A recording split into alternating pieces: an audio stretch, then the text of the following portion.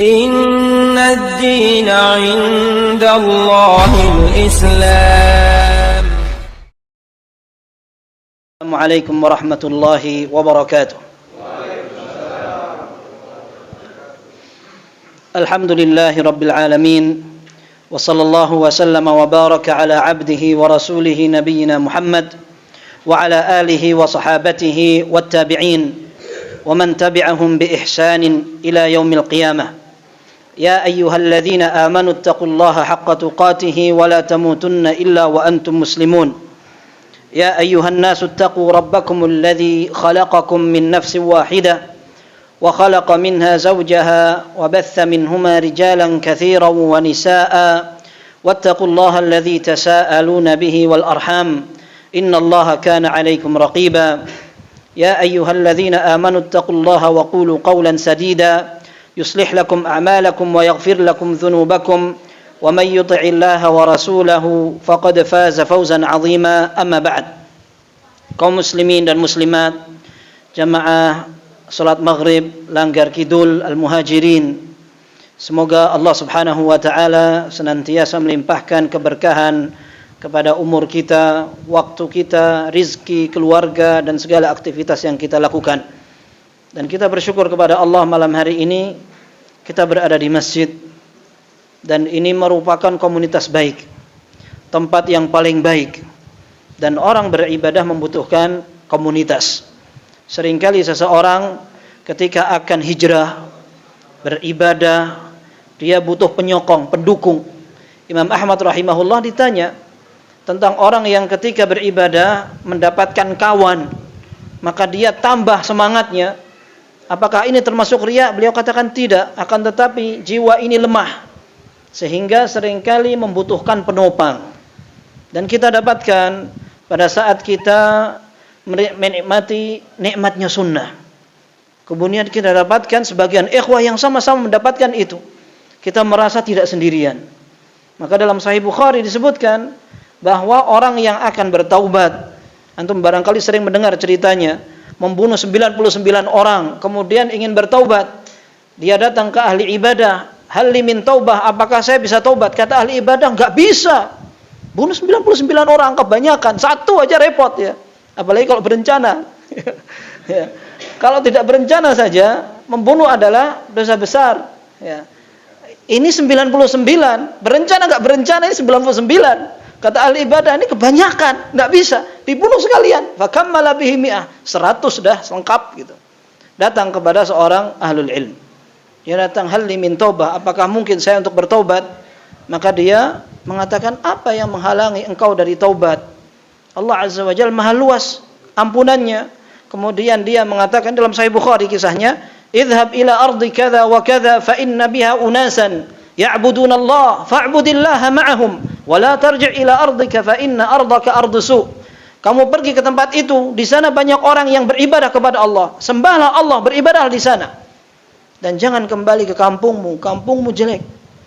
Kampungnya bukan kampung jelek, akan tapi penghuninya tidak mendukung untuk beribadah kepada Allah. Berarti orang beribadah membutuhkan komunitas agar dia bisa istiqomah. Dan ketika kita mendapatkan saudara-saudara yang sama-sama beribadah kepada Allah, ini adalah karunia. Bisa jadi kita sendirian, besok mokong kita. Nah, maka kita bersyukur dikumpulkan di tempat ini, dan orang datang ke masjid bukan untuk futsal ya, atau untuk debat, tidak seperti itu. Maka ketika para ulama menyebutkan, ada hadis Nabi sallallahu alaihi wasallam, ahabbul biladi ila Allahi masajiduha wa abghadul biladi ila Allahi aswaquha. Tempat yang paling Allah sukai masjidnya, tempat yang paling Allah murkai adalah pasarnya. Taib, seandainya masjidnya di pasar, atau pasarnya ada masjidnya, atau dua tingkat, yang satu di atas masjid, yang di bawah pasar, atau sebaliknya, bagaimana? Para ulama mengatakan masing-masing tempat ada hukumnya. Di atas tetap pasar, di bawah tetap masjid, dan masing-masing memiliki keistimewaan yang disebutkan dalam hadis. Maka kita bersyukur apalagi ketika kita terbiasa untuk memelihara masjid. Ini kehormatan dari Allah. Di dalam Al-Quran dikatakan tidak semua orang berhak untuk memakmurkan masjid. Sekalipun orang kafir jahiliyah, mereka bangga bisa memakmurkan Masjidil Haram. Ya, mereka bangga menjadi tuan rumah dari tamu-tamu Allah, karena kita tahu haji itu dari dulu. Sejak zaman Nabi Ibrahim sudah disyariatkan. Ketika ada tamu-tamu Allah, mereka menyediakan makan, menyediakan air Zam-Zam, bangga mereka. Dan mereka merasa tidak perlu beriman kepada Muhammad SAW. Yang penting mereka menjadi orang pilihan saja. Tapi ternyata Allah tegaskan, "Ma kana lil musyrikin ay ya'muru masajidallah syahidina ala anfusihim bil kufur. Ulaika habitat amaluhum wa fin narihum khalidun." Tidak pantas orang musyrik mereka ingin memakmurkan masjid-masjid Allah sementara mereka masih memproklamirkan kesyirikan mereka. Mereka ini yang amalnya sia-sia. Sementara ayat setelahnya Allah mengatakan, "Innama ya'muru masajidallah man amana billahi wal yawmil akhir wa aqamas salata wa ataz zakata wa lam yakhsha illallah fa'asa ulaika ay yakunu minal muhtadin." Sungguhnya yang berhak untuk memakmurkan masjid Allah itu orang yang beriman kepada Allah dan hari akhir, orang yang menunaikan salat, menunaikan zakat dan tidak takut kecuali kepada Allah, mereka lah yang diharapkan mendapat hidayah. Nah, sekarang kalau orang yang beriman tidak memakmurkan masjid, siapa yang diharapkan makmurkan masjid? Kita sering dengar ya, tadi saya sampaikan juga tadi pagi. Ya, masjid banyak tapi yang sholat sedikit. Ketika kita mendapatkan masjid makmur, tapi ternyata dibandingkan dengan tempat di luar sana nggak ada bandingnya sama sekali. Ya, ini sekarang malam Ahad ya. Ini malam Ahad kan? Kalau malam Ahad begini dibandingkan di masjid sama di sana. Di sana di mana? Di mana-mana.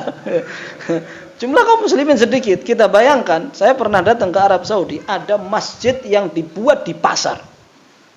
Ya, kalau antum umroh, kemudian antum pengen main-main aja ke pasar namanya Suqul Khudar.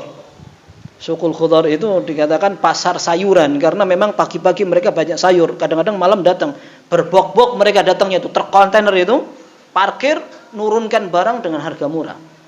Tapi tonjo itu artinya imbang. Dibuatkan masjid besar di tengah, besar sekali. Ya, dan ramai. Ketika waktu sholat, berhenti mereka dari aktivitas. Toko tutup, datang ke masjid. Antum bayangkan, Masya Allah, harapannya itu pasar berkahnya luar biasa. Ya. Ketika azan berhenti, mereka sholat, penuh, benar-benar penuh itu. Kamar mandinya penuh itu. Orang siap-siap sholat itu, Masya Allah. Kenapa kita bilang kamar mandi? Sebagian masjid menyediakan kamar mandi bagus, yang penuh kamar mandinya toh, masjidnya enggak. Ya. Orang sengaja berhenti untuk mampir. Nah, ini kan kesadaran yang kurang. Maka kita syukuri, apalagi kalau seorang sampai bisa kerasan nyaman untuk melaksanakan sholat berjamaah. Rasulullah SAW sebutkan di antara orang yang akan mendapatkan naungan Allah Subhanahu wa taala adalah warajulun qalbuhu mu'allaqun bil masajid. Orang yang hatinya tertambat di masjid. Kata Al-Imam An-Nawawi rahimahullah, maksudnya adalah orang yang syadidul hubbi fiha, orang yang hatinya cinta sekali kepada masjid. Ya. Wal mulazamatu lil jama'ati fiha, mereka suka untuk menjaga disiplin salat berjamaah.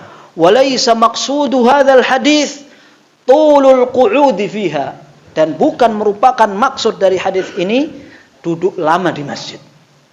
Berarti yang dikatakan hatinya tertambat di masjid itu bukan orang yang tinggal di masjid, nginep di masjid, ngopi di masjid. Nggak apa-apa, ngopi nggak apa-apa.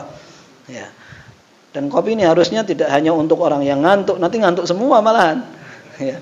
Tapi yang jelas dikatakan oleh Imam Nawawi rahimahullah bahwa orang yang dikatakan hatinya tertambat itu bukan yang dia tinggal di masjid, duduknya lama di masjid, tidak seperti itu. Akan tetapi orang yang kalaupun dia di luar, maka dia mengharapkan pengen balik ke masjid. Ini juga disampaikan oleh Hafidz Ibnu Hajar. Beliau katakan wa in kana jismuhu kharijaha, sekalipun fisiknya di luar, tapi dia kangen untuk balik lagi ke masjid. Kangen balik ke masjid ini kita bisa ukur. Pulang ke rumah, ada tamu ngobrol, tato azan. Azan ya. Buru maghrib, azan lagi. Nah, ini kayak kata-kata gini kadang-kadang ada ungkapan kayak bosen gitu. Ya. Bahkan ketika orang sholat, ayo ndang sholat. Maksudnya apa? Biar segera selesai tanggung jawabnya. Tidak dinikmati, ya. Tidak dinikmati. Ini sholat. tiap hari soalnya. Kadang orang umroh kayak gitu juga. Orang umroh itu bayar mahal, nunggu lama, apalagi kalau dibayarkan orang ya, nunggu durian jatuh. Sampai sana pengen ndang mari.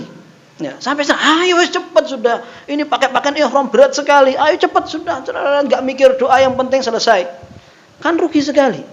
Dan itu semua muaranya kepada kesadaran kita. Kalau ilmunya sedikit susah untuk mempraktekkan itu.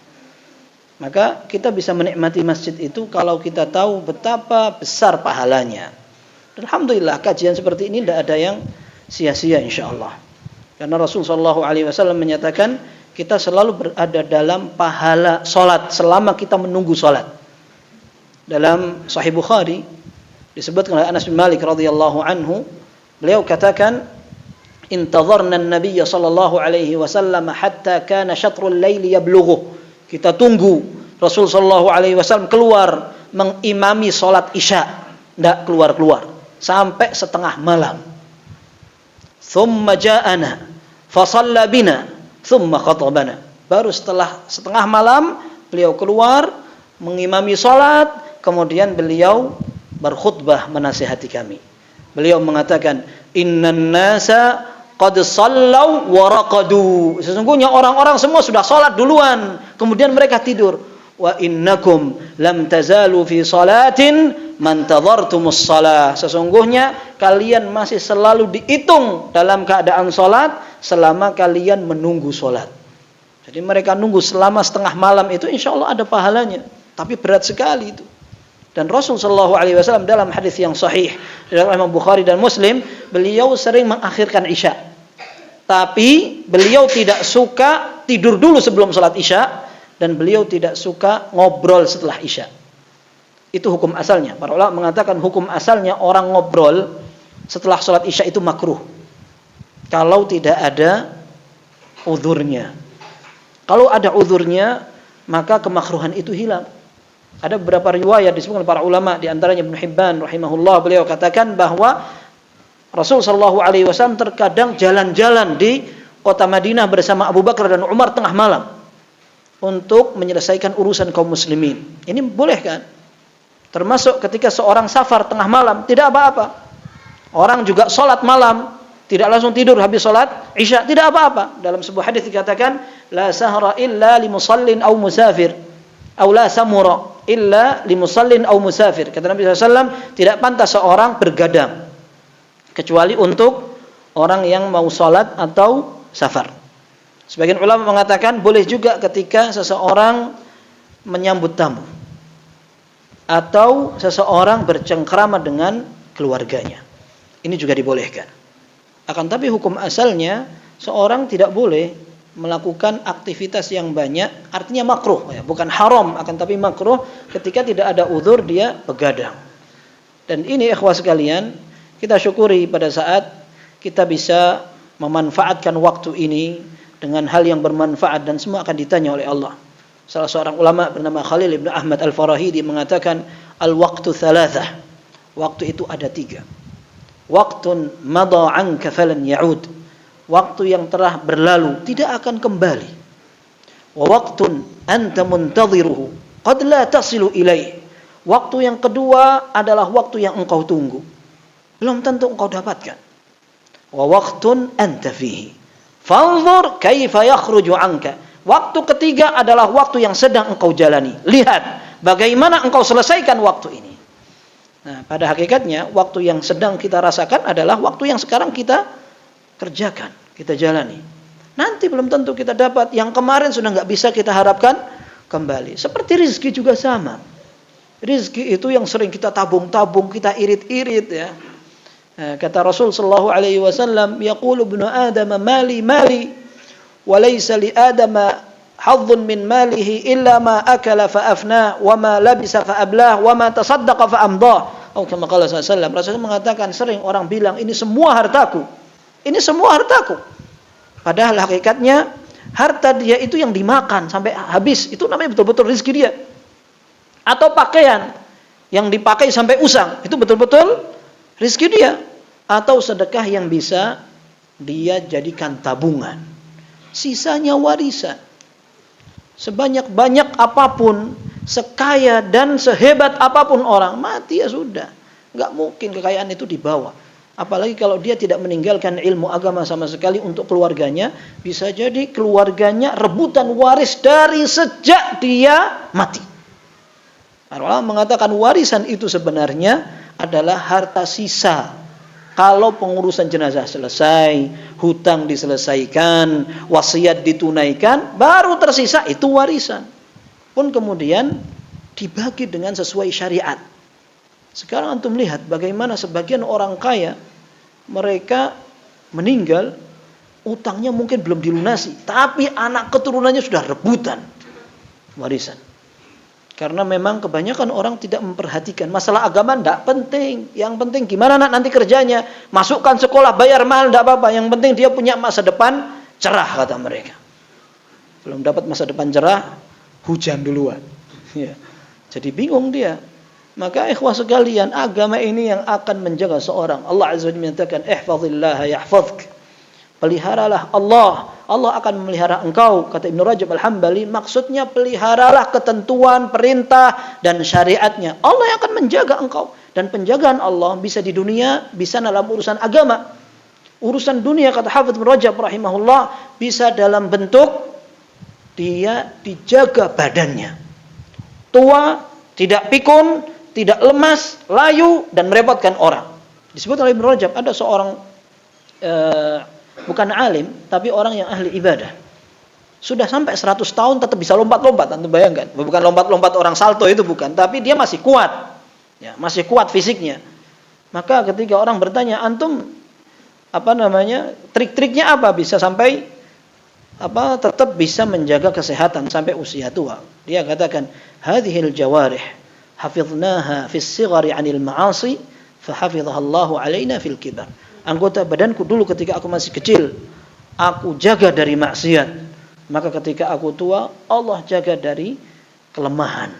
Ketika aku sudah tua, dijaga oleh Allah Subhanahu wa taala. Terkadang penjagaan Allah bukan hanya ketika orang masih hidup, sampai anak keturunannya juga. Dan ini kita baca pada surat Al-Kahfi. Wa kana abuhuma salihah. Ketika kisah Nabi Musa dengan Khidir menemui tembok yang roboh. Di bawahnya ternyata ada harta yang tersimpan untuk anak saleh. Dikatakan wa kana abuhuma salihah. Pemilik dua harta ini adalah orang yang saleh, bapak mereka dulu. Dikatakan bahwa bapaknya ini bukan bapaknya langsung, tapi bahkan kakek kesekian. Maka dikatakan dalam tafsirnya hufidha bi salahi abihima. Dua anak ini terjaga dengan kesolehan orang tuanya. Kita bayangkan, Masya Allah, terkadang kesalahan kita bisa berpengaruh positif pada anak keturunan. Dan tidak ada yang membahagiakan seorang muslim daripada melihat anaknya ahli ibadah. Mereka taat kepada Allah. Sekalipun tidak kaya, tidak apa-apa. Ya. Lihat anak-anaknya, saudara-saudaranya, aktif, disiplin, sholat, beribadah kepada Allah. Ini membahagiakan sekali. Bukan orang yang sukses, masing-masing sukses. Rumahnya di sana berapa, kendaraannya di sana, bisnisnya di mana-mana. Tapi kira-kira kalau nggak kenal agama, sangat mungkin seperti itu. Itu nggak membahagiakan sama sekali. Urusannya luar biasa, ruwet. Ya. Tapi orang yang tidak perlu kaya, akan tetapi semua ahli ibadah, bahagia rasanya. Ini disampaikan oleh Hasan al-Basri rahimahullah. Beliau ketika menafsiri firman Allah, Rabbana hablana min azwajina wa dhurriyyatina qurrata a'yun. Pelita mata. Beliau katakan, la wallah, laisa syai'un aqarra li'ailil mu'min min an yara waladan aw walada waladin aw akhan aw hamiman muti'an lillah. Demi Allah, tidak ada sesuatu yang bisa lebih mencerahkan pandangan seorang mukmin daripada dia melihat anak, cucu, saudara, kawan dekat yang taat kepada Allah. Bahagia rasanya. Kalau anak kita pergi sama kawannya yang juga memelihara sholat, kita tenang. Ketika berkawan dengan orang yang tahu tentang agama, kita tenang. Bertetangga dengan orang yang sama memelihara hak Allah, kita tenang. Orang Arab mengatakan al-jaru qabla ad-dar. Ya, tetangga sebelum rumah. Jadi lihat dulu bagaimana tetangga ahli ibadah atau bukan, maka kita akan merasakan nyaman tinggal di sebuah tempat. Tapi intinya ikhwah sekalian, ini semua karunia Allah. pada saat kita bisa perhatian dengan agama Islam, bisa perhatian dengan ibadah kepada Allah, dekat dengan sunnah Nabi Shallallahu Alaihi Wasallam, ini karunia dari Allah. Semoga kita menjadi orang-orang istiqomah dan semua akan dihitung di bagian endingnya. Innamal a'malu bil khawatim. Sungguhnya amal itu akan dihitung dari bagian akhir, bukan di belakang, di depan saja. Dan orang yang bisa mendapatkan kenikmatan ibadah sekarang, bersyukur kepada Allah. Bersyukur dan dia berusaha mempertahankan. Itu juga ada kenikmatannya. Ada kenikmatannya ketika Rasul sallallahu alaihi wasallam sebutkan di antara sebagian orang yang akan mendapatkan naungan Allah adalah wasyabun nasya'a fi ibadatillah. Seorang anak muda yang tumbuh selalu dalam ibadah kepada Allah.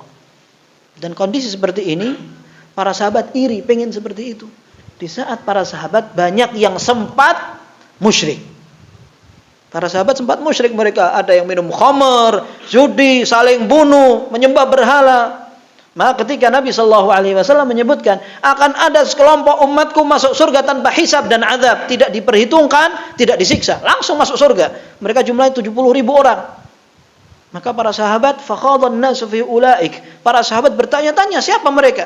Fala'allahumul ladzina wulidu fil Islam falam yusyriku billahi syai'a. Sebagian mereka mengatakan bisa jadi mereka adalah orang-orang yang dilahirkan dalam keadaan Islam, tidak sempat syirik sama sekali.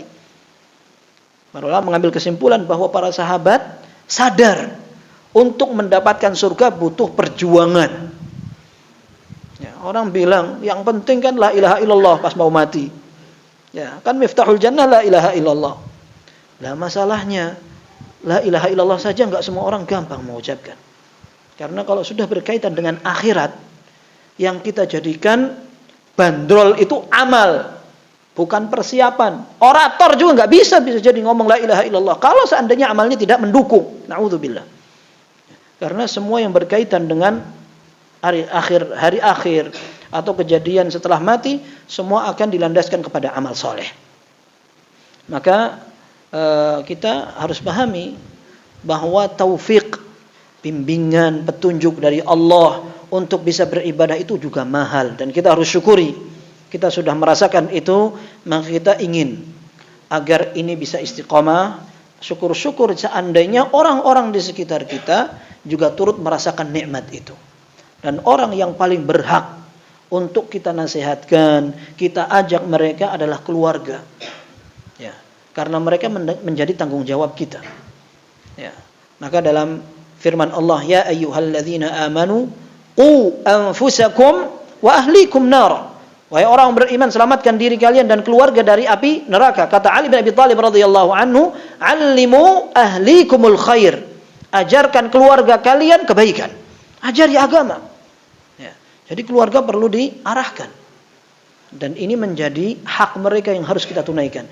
Kita perlu menyisihkan waktu, memberikan fasilitas agar mereka bisa merasakan nikmatnya Islam. Bukan hanya sekedar kita sama-sama Islam lahir. Ya, cukup. Ya, seperti itu. Bagaimana kita bisa bekerja sama, saling membantu untuk semakin menghidupkan Islam di rumah tangga.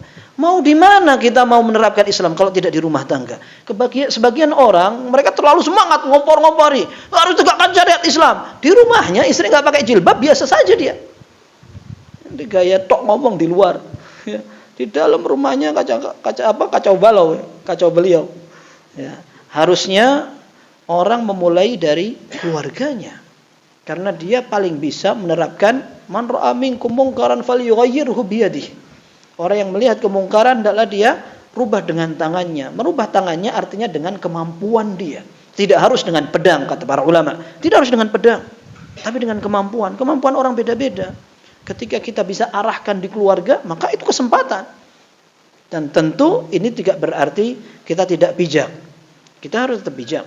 Sebagaimana kita mengingatkan orang perlu bijaksana, maka di rumah tangga juga perlu bijaksana. Bahkan ada perintah ketika memerintahkan salat untuk sabar.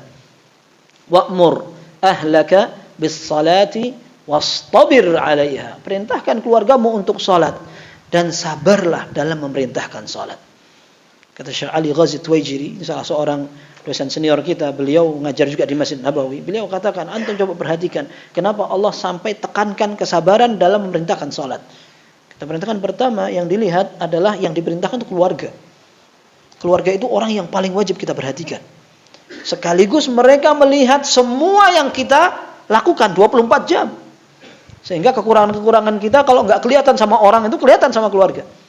Nah, kita butuh untuk sabar. Yang kedua, perintahnya sholat. Sholat itu berat sekali memang. Kadang anak itu bisa diperintahkan nurut di segala aktivitas, tapi sholat berat. Oh, saya sudah suruh-suruh kok. Ya, perlu memang terus-menerus disuruh sholat. Ya.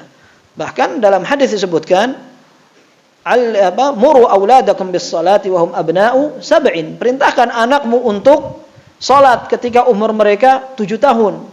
Wadribuhum 'alaiha wa hum abna'u 10. Kalau masih tidak mau sholat, digebuk tidak apa-apa. Ya, digebuk tidak apa-apa. Insyaallah enggak merupakan pelanggaran HAM itu. Ya, antum bersyukur di Indonesia. Ya, antum jangan gebuk sampai dia semaput, ya enggak. Tapi perintah untuk memukul dengan pukulan pendidikan. Tidak apa-apa seperti itu. Dipukul biar dia tahu kalau kita serius untuk memerintahkan mereka sholat.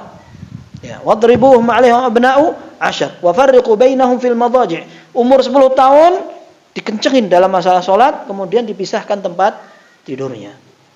Ini perhatian Islam sampai yang sedetail itu.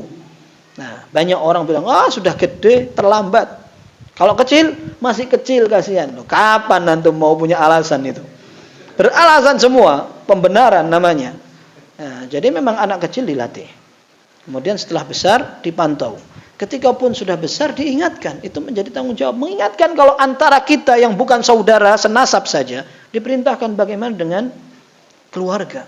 Ini sering banyak pertanyaan di beberapa media, termasuk kita di Fatwa TV.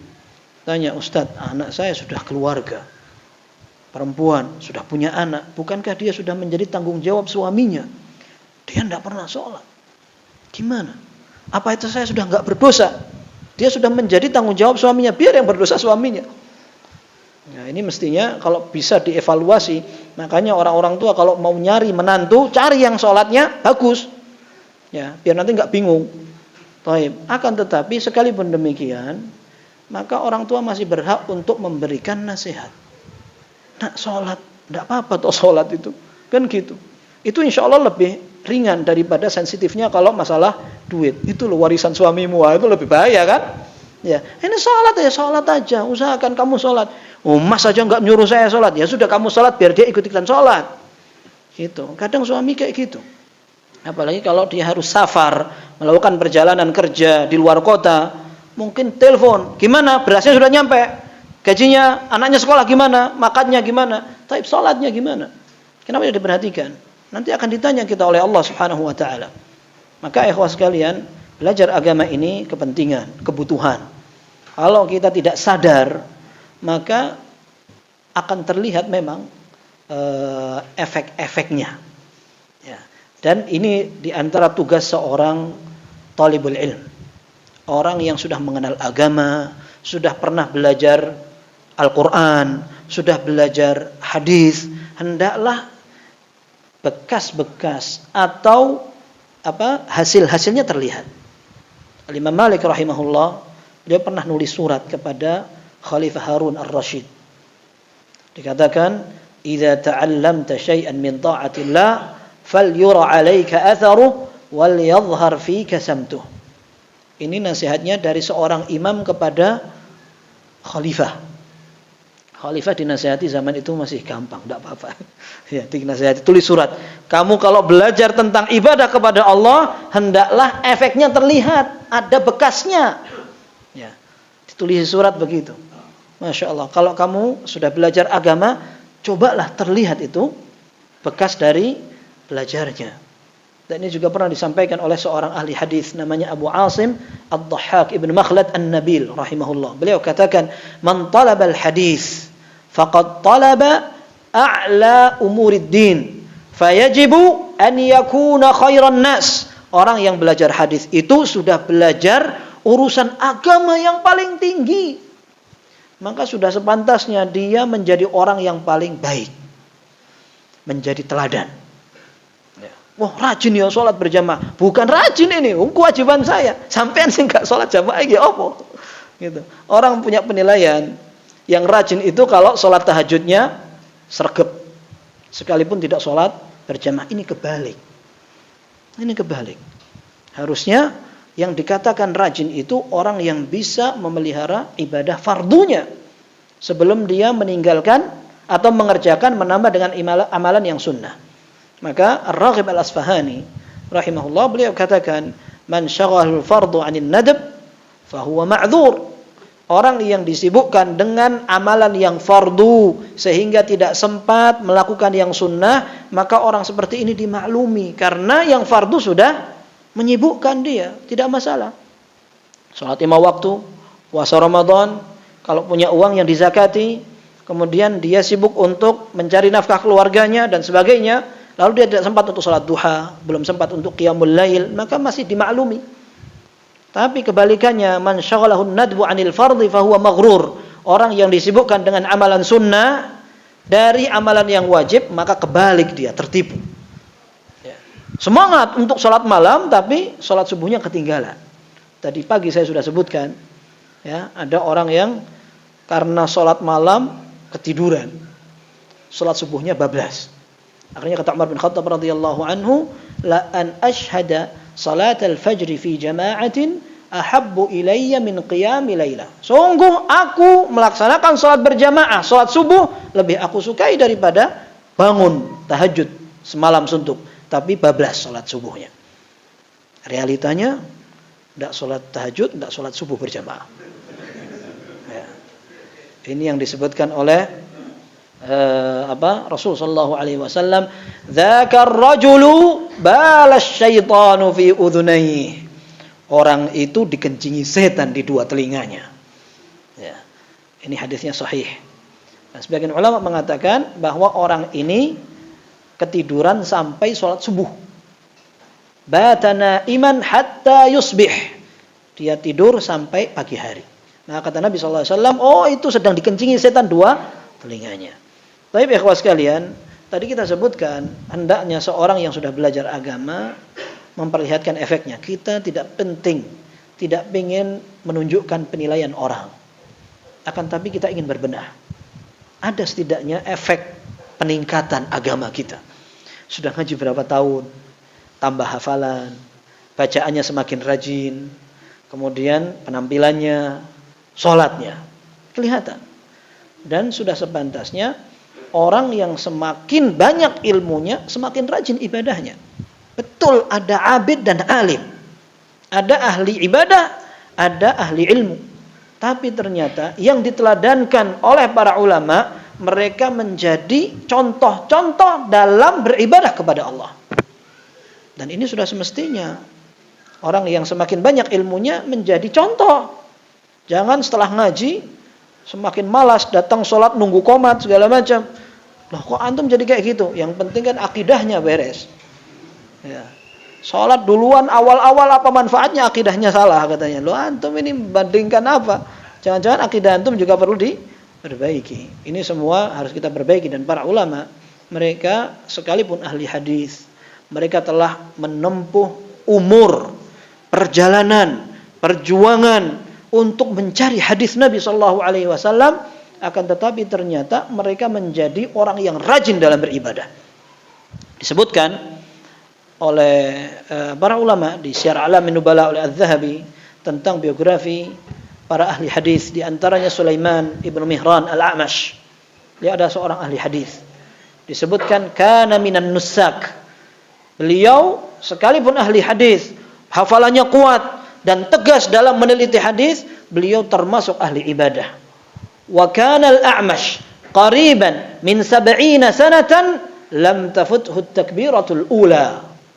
Beliau selama hampir 70 tahun tidak pernah ketinggalan takbiratul ihram bersama imam. 70 tahun ini umur orang yang sudah sepuh. Selama 70 tahun dia sholat tidak pernah ketinggalan takbiratul ihramnya imam. Ya. Dan ini juga dipraktekkan oleh sebagian ulama, namanya Muhammad ibn Sama'ah. Beliau katakan, kuntu 40 sanah, ma fatatni takbiratul ula. Aku berusaha 40 tahun tidak pernah ketinggalan salat bersama imam, dapat takbiratul ihram. Illa yauman wahida, kecuali satu hari matat fihi ummi, ketika ibuku meninggal. Fafatatni salatun wahidatun jamaah, maka aku ketinggalan salat berjamaah. Hari itu saja. 40 tahun aku tidak pernah ketinggalan salat berjamaah sampai takbiratul ihramnya dapat. Masya Allah, ini membutuhkan mujahadah, sungguh-sungguh, perjuangan dan pembiasaan. Bahkan kalau kita perhatikan, para ulama menjadikan standar salat itu sebagai bandrol. Pantaskah seorang dijadikan guru? Kalau gurunya saja tidak perhatian sama salat, bagaimana dengan ilmunya? Umar bin Khattab radhiyallahu anhu tulis surat kepada bawahannya. Dikatakan, "Faman hafidhaha atau faman adha'aha falighairiha adya'." Barang siapa yang menyia-nyiakan salat, maka dia untuk urusan lain lebih lagi menyia-nyiakannya.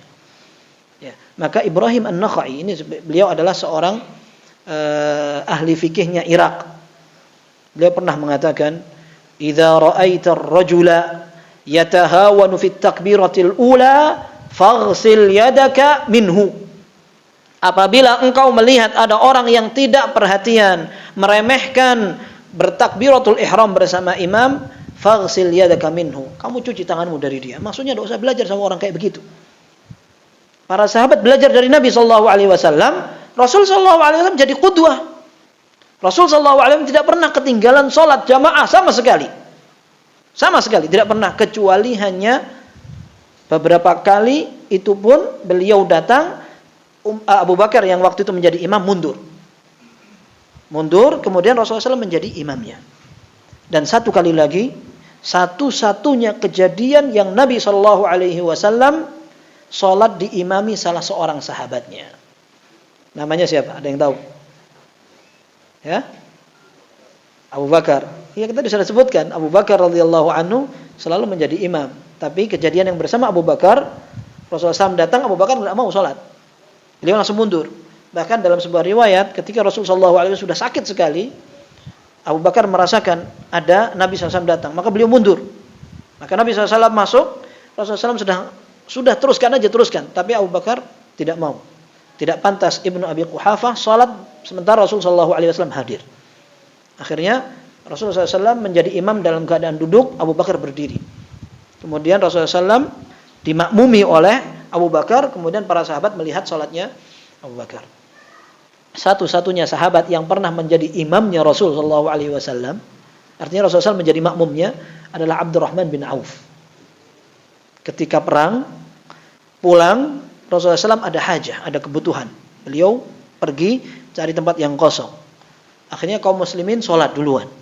Ketika Rasulullah SAW datang, bisa jadi sholatnya sudah berlalu beberapa rakaat.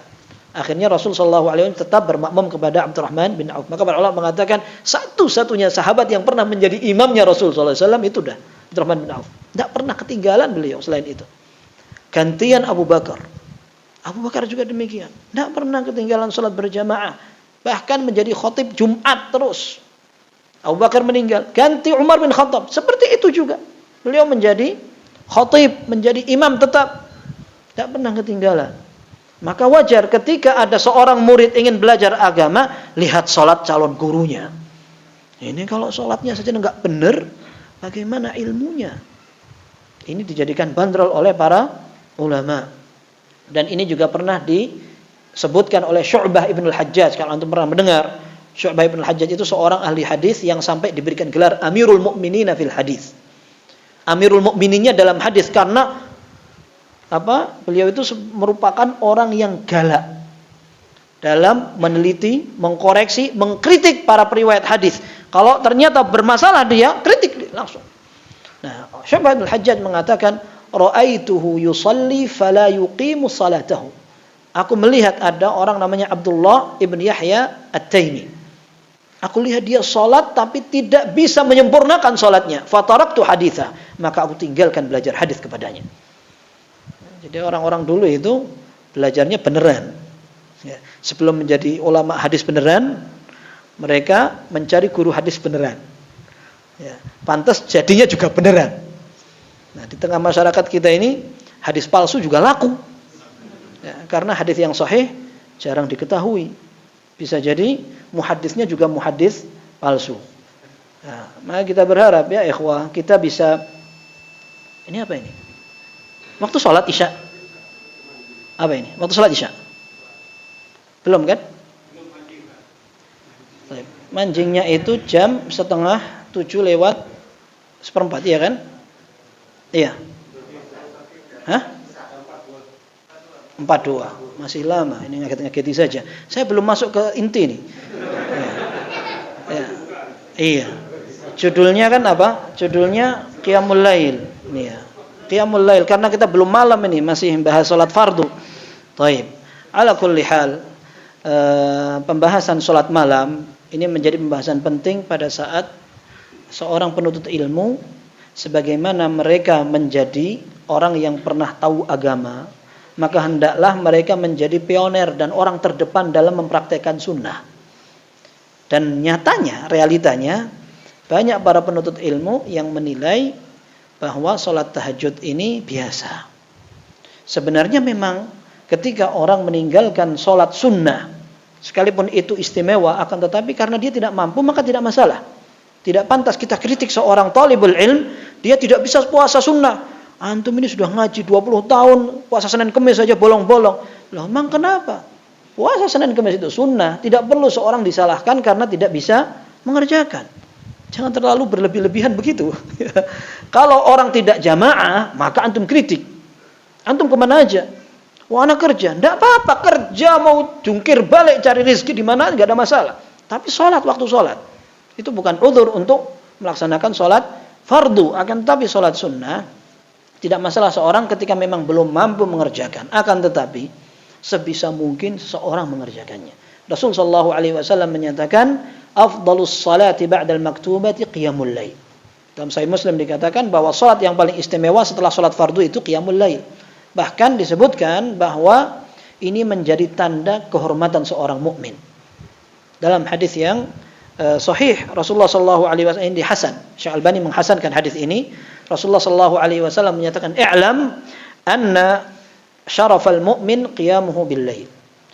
Ketahuilah bahwasannya kehormatan seorang mukmin itu terletak pada bangun malamnya. Maka terkadang seorang mungkin terlihat wibawa karena dia memang menjadi hamba Allah yang bertakwa sementara tidak dilihat orang. Karena hakikatnya berwibawa atau tidak, diterima oleh masyarakat atau tidak, itu Allah yang ngatur.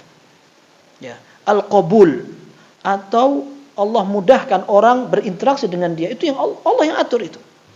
Tidak perlu seorang bermaksiat agar semua orang suka sama dia. Tidak perlu seperti itu. Ya. Dalam hadis yang sahih, Rasul sallallahu alaihi wasallam menyatakan, "Innallaha idza ahabba fulanan nada Jibril, fayaqulu innallaha ahabba fulanan fa ahibbahu fayuhibbuhu Jibril." Allah kalau suka kepada seorang, Allah akan panggil Jibril. Dikatakan Allah suka sama dia, cintai dia, maka Jibril pun menyukai.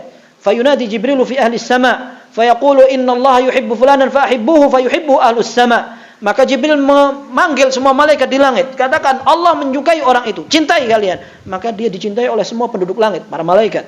Thumma yudha'u lahul qabula fil ard. Kemudian Allah jadikan dia diterima di masyarakat. Tidak perlu orang biar suka sama kita, adakan semua pesta maksiat sama mereka. Biar cocok sama kita. Itu bukan cara yang benar. Atau ada orang mengatakan, saya biar wibawa, kelihatan terhormat depan orang, puasa 9 bulan. Saya pernah dengar itu. Ya, ada orang yang pengen puasa 9 bulan biar memiliki kewibawaan. Angel ya pengen wibawa. Nah, aslan orang pengen wibawa manfaatnya apa? Yang penting orang dapat pahala, kan selesai. Wibawa habis itu matinya juga nggak bisa mengucapkan la ilaha illallah, apa manfaatnya? Jadi intinya ikhwas sekalian, ini merupakan salah satu tanda kehormatan seorang mukmin. I'lam anna syarafal mu'mini qiyamuhu bil lail. Ketahuilah bahwasannya di antara kehormatan seorang mukmin adalah salat malamnya. Wa izzahu igtina'uhu 'anil nas. Dan kemuliaan dia, terhormatnya dia pada saat dia tidak butuh kepada orang.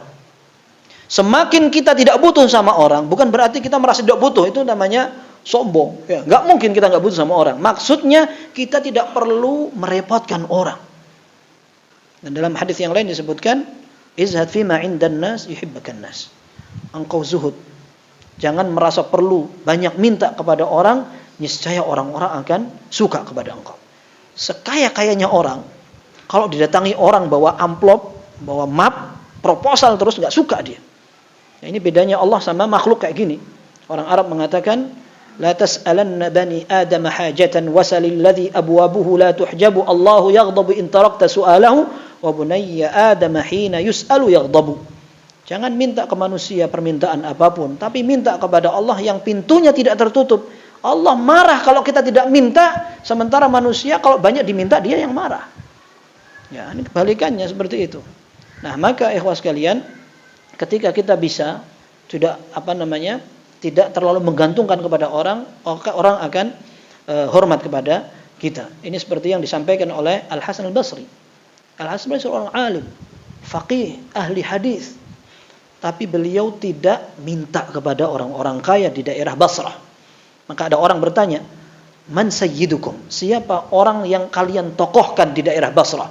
Maka orang-orang menjawab Al-Hasan Al-Basri. Beliau adalah tokoh kami. Bima sadahum? Kenapa beliau bisa menjadi seorang tokoh, pemimpin, imam? Katakan, ihtajan nasu ila ilmihi wastaghna huwa amma fi aidihim. Orang pada butuh kepada ilmunya, sementara tidak butuh pada kekayaan orang-orang penduduk Basrah. Ini mahal yang kayak gini nih. Ya. Kemudian ikhwas sekalian, ternyata tahajud ini juga merupakan kebiasaan orang-orang sebelum kita. Dalam hadis yang sahih, Rasulullah SAW menyatakan, "Alaikum biqiyamil laili fa innahu da'bus salihin qablakum wa qurbatun ila rabbikum." Kata Nabi SAW, kalian pelihara salat malam, karena itu kebiasaan orang-orang saleh sebelum kalian, dan itu bisa mendekatkan diri kepada Allah Subhanahu wa taala. Bahkan ini merupakan ibadah-ibadah yang dinasihatkan awal-awal oleh Nabi SAW. Ketika beliau datang ke kota Madinah, ini ceritakan oleh Abdullah bin Salam. Abdullah bin Salam ini adalah orang mantan Yahudi. Dia mantan Yahudi, cerdas dia. Bahkan termasuk tokoh dalam agama Yahudi. Ketika dia masuk Islam, Rasulullah SAW ingin ngetes orang Yahudi.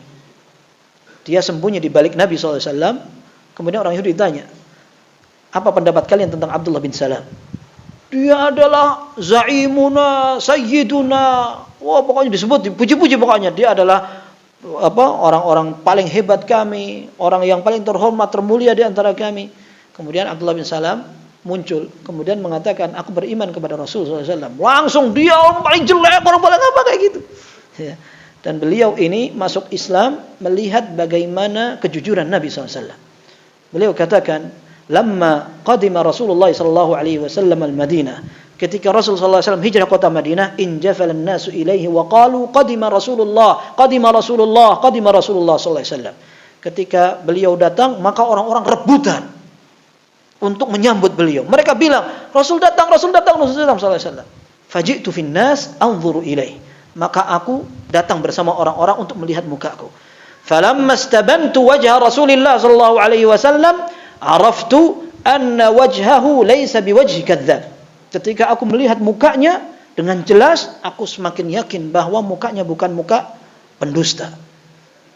Fakana awwala syai'in takallama bih, di antara nasihat pertamanya adalah ayyuhan nas afshus salam wa at'imut ta'am wasilul arham wa sallu bil laili wan nasu niyam tadkhulul jannata bisalam.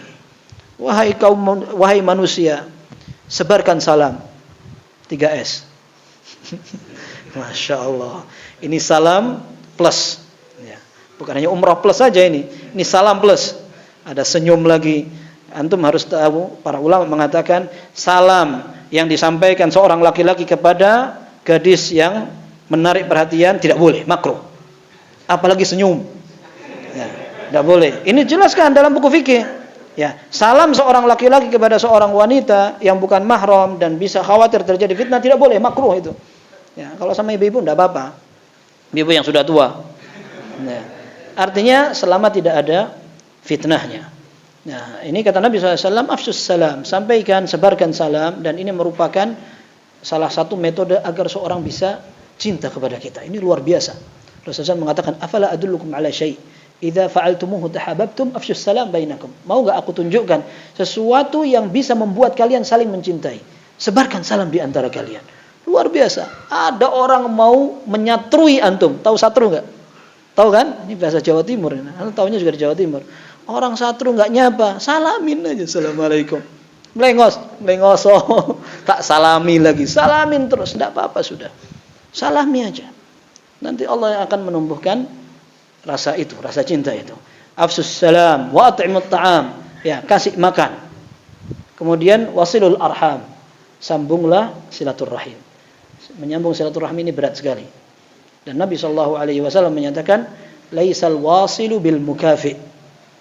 Tidaklah orang yang menyambung silaturahmi itu orang yang membalas kunjungan.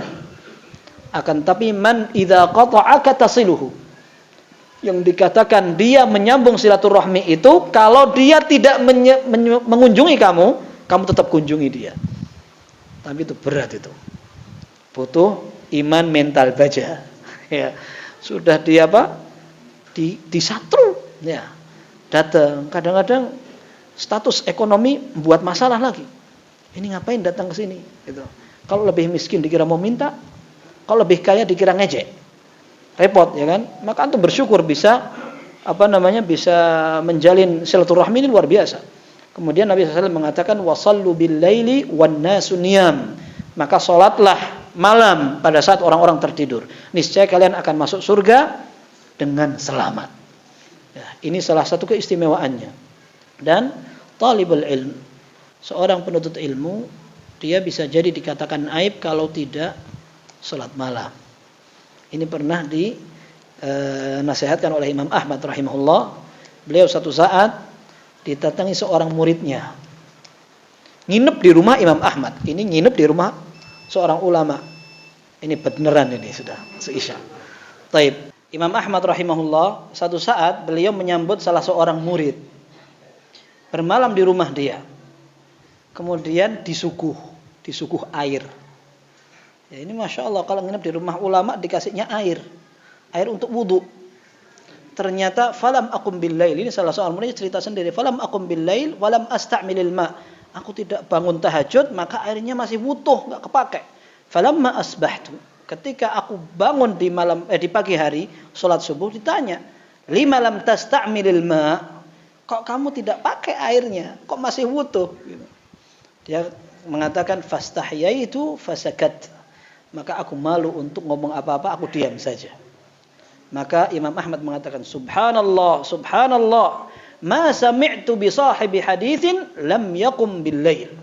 Subhanallah, aku belum pernah mendengar bahwa seorang penuntut ilmu hadis dia tidak salat tahajud. Ya, malu sekali. Bahkan dalam sebuah riwayat disebutkan orang tadi atau kejadian yang lain, orang mengatakan ini musafir, aku sedang safar. Maka Imam Ahmad mengatakan wa in kunta musafiran, sekalipun engkau safar. Dan ini dilakukan oleh Nabi sallallahu alaihi wasallam. Beliau sallallahu alaihi wasallam ketika sedang safar, beliau memang salat fardunya jadi 2 rakaat, yang 4 rakaat jadi 2 rakaat. Akan tapi beliau tidak pernah meninggalkan 2 rakaat sebelum subuh dan salat witir. Maka kata Syekhul Islam Taimiyah rahimahullah, dalam kisah ini disebutkan bagaimana makruhnya seorang ahlul ilm meninggalkan sholat malam sekalipun mereka dalam kondisi safar. Kalau kondisi safar seperti itu, kalau tidak safar bagaimana? Gitu. Tapi memang sholat tahajud membutuhkan pembiasaan. Kalau seandainya orang melean atau cepat tidurnya, akan digantungkan pada kebiasaan. Antum kalau perhatikan, sebagian orang sudah terbiasa habis sholat isya langsung tidur. Maka sekalipun dia ada makanan, ada anak datang atau ada apa, kelihatan merah mukanya karena memang terbiasa dia tidur. Maka Sulaiman At-Taimi rahimahullah mengatakan, innal aina idza awwadtaha an-nauma i'tadat wa idza awwadtaha as-sahara i'tadat. Mata kalau engkau biasakan untuk begadang melean, dia akan terbiasa. Kalau engkau biasakan tidur, dia akan terbiasa. Maka memang mumarasah atau pembiasaan akan menjadi faktor pendukung. Saya tahu ada seorang tua, dia setiap jam 2 malam bangun, kemudian sholat malam. Hampir tidak pernah ketinggalan. Karena orang tuanya mendidik sejak dia kecil, kalau tidak bangun sholat malam digebuk pakai ikat pinggang. Perempuan. Ini bapaknya ke anak perempuan, kalau tidak sholat malam digebuk pakai ikat pinggang. Maka subhanallah, kebiasaan itu sampai sekarang tua, sudah jadi mbah-mbah. Dia jam 2 malam bangun. Bahkan kalau perlu dia cerita, kadang-kadang dia harus merambat tembok gini, sampai di kamar mandi begini, berat. Tapi karena sudah terbiasa, kalau tidak sholat malam rasanya kurang. Itu belum sholat duhanya, membaca Al-Qur'annya, membaca buku-buku di usia yang sudah sepuh. Sementara yang lebih muda tidak seperti itu. Itu pengaruh betul-betul terlihat sekali. Bagaimana orang memiliki kebiasaan. Kita sering mendengar ungkapan orang Arab. Ya, man syabba ala syai'in syaba alaih. Orang yang memiliki kebiasaan di waktu muda, maka dia akan membawa kebiasaan itu di waktu tua. Bahkan ada yang meneruskan, wa man syaba ala syai'in mata alaih. Orang yang memiliki kebiasaan di waktu tuanya juga biasanya matinya kayak gitu. Na'udzubillah, kalau kebiasaannya enggak bagus, nanti matinya su'ul khatimah, na'udzubillah. Nah, kemudian ternyata tahajud ini bisa dirusak dengan maksiat, na'udzubillah. Ya, ini pernah disampaikan oleh Sufyan ats-Tsauri rahimahullah. Beliau mengatakan, hurrimtu qiyamal laili 6 ashhur min dzambin asabtuhu. Aku pernah kesulitan sholat malam selama 6 bulan. Gara-gara sebuah dosa yang aku lakukan. Dosanya apa? Dosanya itu sebenarnya tidak parah. Dia ditanya, antum pernah ngomong kayak gitu sampai terhalang dari qiyamul lail sebanyak itu. Dosa antum apa? Dia katakan, ana masuk masjid, aku melihat ada orang nangis. Maka aku berkata dalam hati, innahu murai, dia sedang pengen dipuji orang. Ini enggak ngomong, ini cuman menduga-duga dalam hati, menggeremeng kata orang kita. Ya, ternyata gara-gara itu dia merasa bahwa setelah itu sholat malamnya terlalu susah. Al-Hasan Al-Basri rahimahullah, beliau juga mengatakan ketika ada orang mengatakan kami kesulitan sekali bangun malam, beliau katakan qayyadatkum khatayakum, kalian terlalu dibelenggu oleh dosa-dosa kalian. Ya, ini belum lagi syaitan juga turut memiliki andil untuk menghalangi orang dari bangun malam. Tadi kita sebutkan, dzakar rajulu bala syaitanu fi udhunai.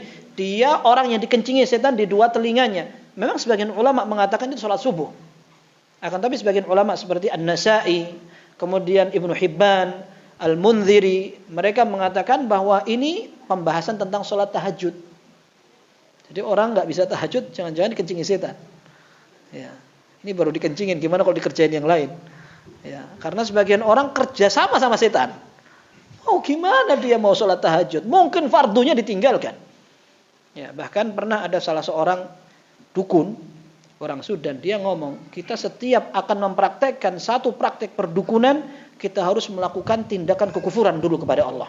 Entah dengan sujud kepada selain Allah, atau mencampur Al-Quran dengan yang lain, atau menuliskan dengan yang najis dan sebagainya. Yang penting kita harus melakukan kekufuran dulu, baru kita bisa mendapatkan ilmu yang ajib.